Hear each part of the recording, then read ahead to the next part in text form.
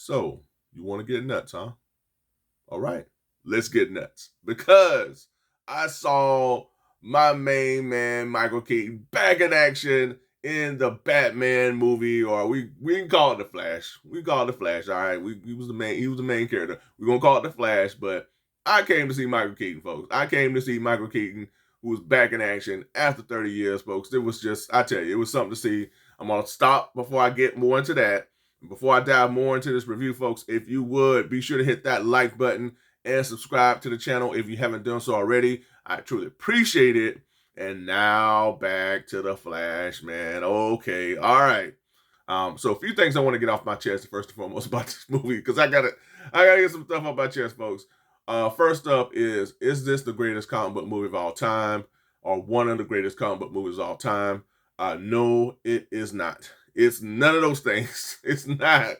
It's not. It's not nowhere near on par with the Nolan trilogy or anything like that. Was it better than Ant-Man, Quantumania, and a lot of the stuff that Marvel has been doing lately? Yes, it is. There were a lot of things that I liked about the movie without getting into a lot of spoilers and everything. There was a lot of things that I liked about the movie, and there was a lot of things that I did not like about the movie. There's some things that went down cameo-wise that could have been done better. You know, they could have done a lot better with the cameos that were in this film. It was fun to see the stuff that they did have, but it could have been executed a little bit better. And there were some things that left you going, okay, but why wasn't this person in it? what happened? You know, what's going on?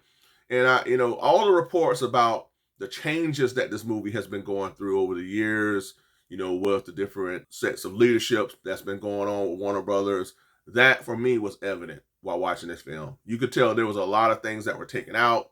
There was a lot of things that were changed. The whole ending was changed, folks. There were so many cameos and plot points that were taken out, and I could tell, and I did not like that. You could tell that there was just a lot that was just, deleted out of this film, and there's a person in particular who I feel very bad about, folks, and I'm not gonna mention his name. You probably know who I'm talking about from the Zack Snyder universe. That I feel very bad for him, because you can tell in this movie who James Gunn wants to play ball with and who he don't want to play ball with, who he's open to bringing back and who he's definitely not open to bringing back, or who he's not really too keen on bringing back. Oh, and there's one more thing that I most definitely, I most definitely got to mention, and that's the fact that the Iris West character in this film, all of her scenes were pointless and unnecessary.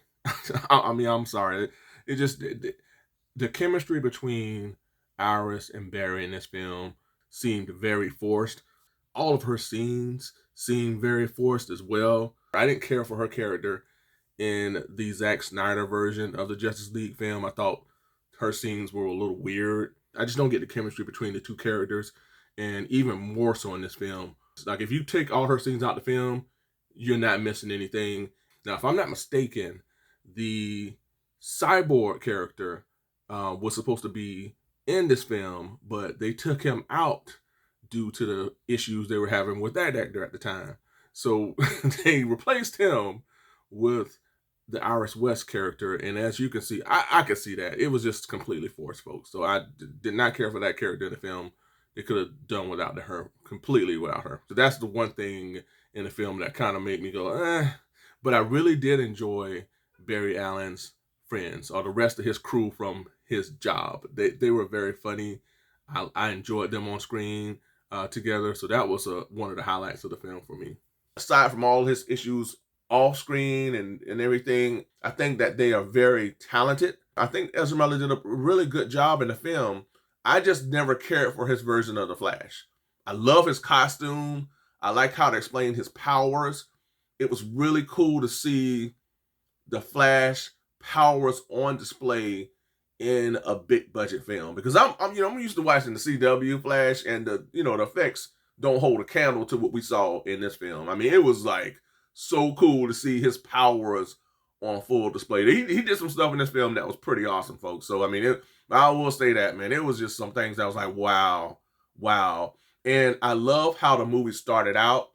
This is not a spoiler, but it paid homage to the Flash Rebirth comic #1. I love how the movie started out. It started out like a comic book film, and it mimicked the cover of Flash #1 Rebirth. And I hope every film from the DCU starts out like that. I think that would be a nice, kind of like a signature, thing for the movies moving forward. So I hope we see more of that.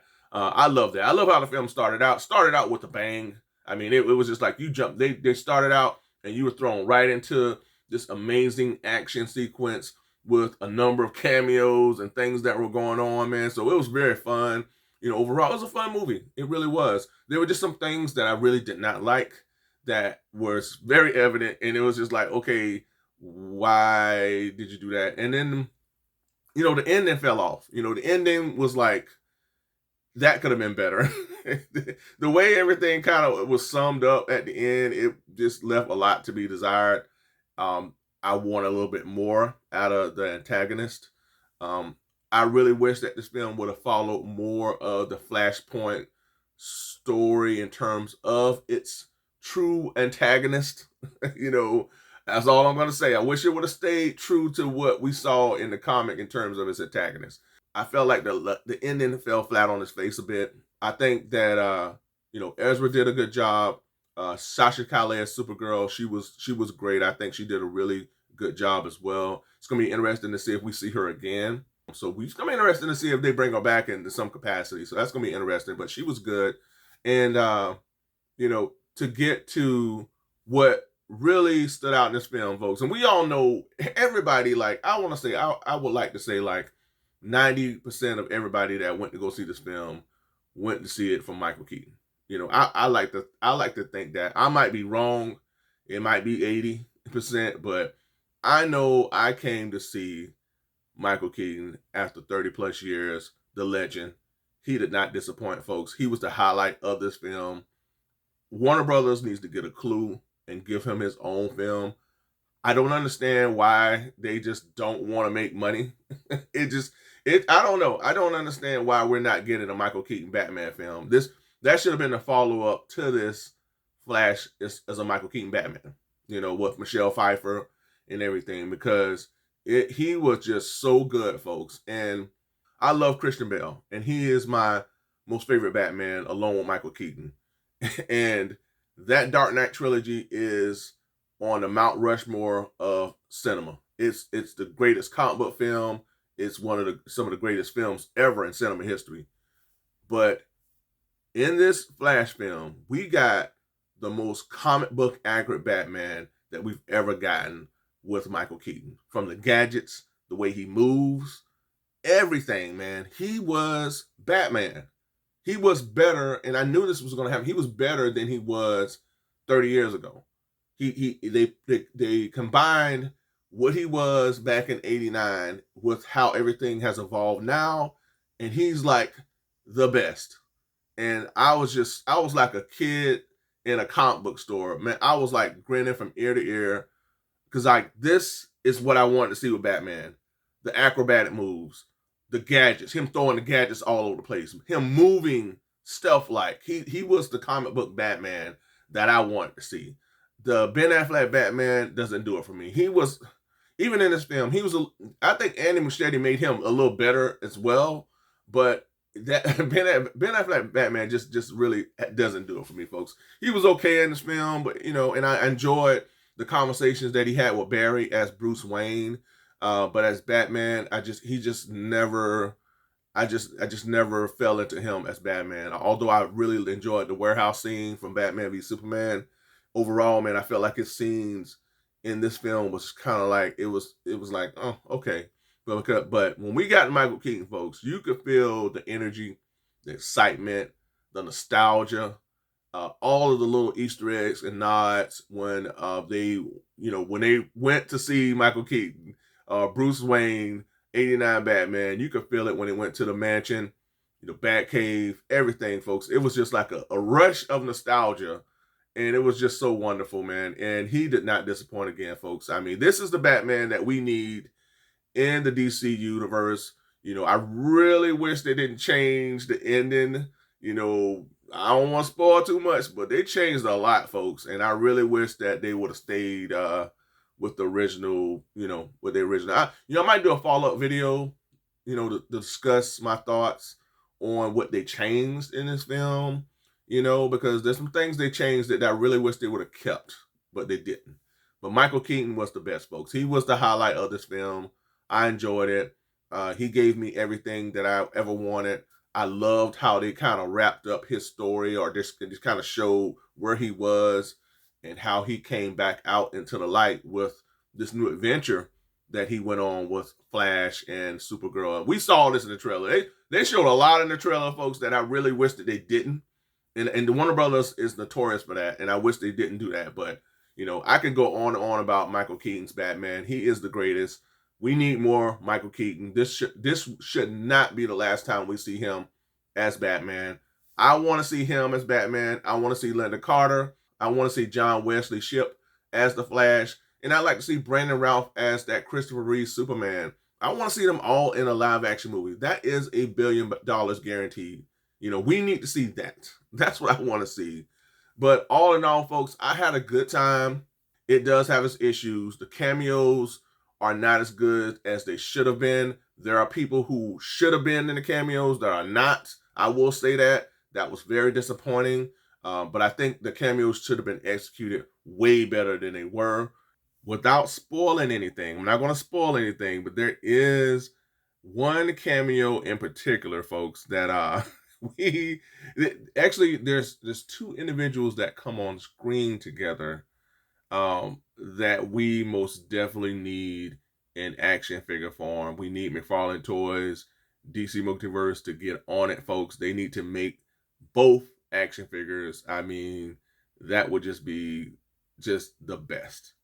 It will be the best. And you might know what I'm talking about, or what scene I'm talking about. Well, we most definitely need those action figures, folks. So, yeah, it definitely has me excited for that possibility, folks. So, we'll see. Stay tuned.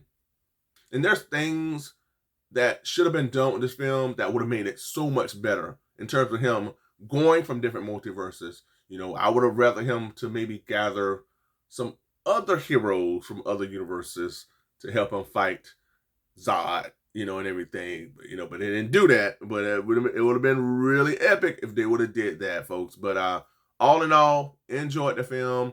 If you're going to see it for the Flash, you're going to enjoy all of the things that he can do. Ezra Miller plays two different versions of Barry Allen. I think he did a good job of that. You're going to see it with Supergirl, and at some point in the film, she does a great job as well. But the highlight is Michael Keaton, folks. He is the highlight of the film. I enjoyed it. I hope Warner Brothers gets it together, folks. I really do. I hope that this new universe that James Gunn is starting, that it doesn't fall flat on its face. I hope that Blue Beetle does well, even though I don't know why they're starting with Jaime Reyes and not Ted Kord. That's a big problem as well. Not understanding that. I feel like Superman Legacy will be great if he casts right.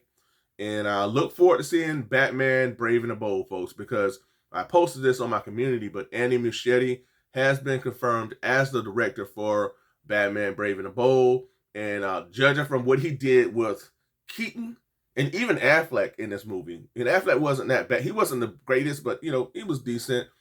If what he did with Keaton and Affleck in this movie, I can only imagine what he's going to do with Batman Brave and the Bold. I mean, you're talking about this is going to be like a bit of even more of a younger Batman, not that young. He's going to be a more veteran Batman, but not 60 years old or whatever. So this Batman is going to be something to see, folks. So I look forward to seeing that, folks. But that's all I have for this episode. I enjoyed it. I'm going to go check it out again. It does have its problems. It's not the greatest comic book movie ever of all time. It's just a really solid film that I feel is really fun to watch. And I feel like a lot of people wouldn't have problems going back to see it again, because I'm going to go check it out again. All right.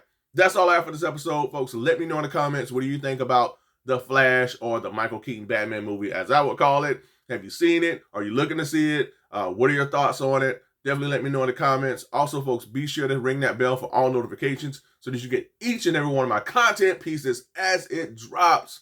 And, folks, don't forget to like, share, and subscribe. That's right. Like, share, and subscribe. If you've liked this video, if you subscribe to the channel already, I truly appreciate it, folks. And if you would like to support the channel through Super Thanks or through PayPal, I truly appreciate it, folks. Every contribution to helps towards keeping this channel going and helps towards the growth of this channel as well. So any contributions through those avenues will be greatly appreciated. All right, folks, until next time, be good to one another, be safe, stay tuned, and... You want to get nuts? Let's get nuts. Same bad time, same bad channel, folks. Till next time, bye for now.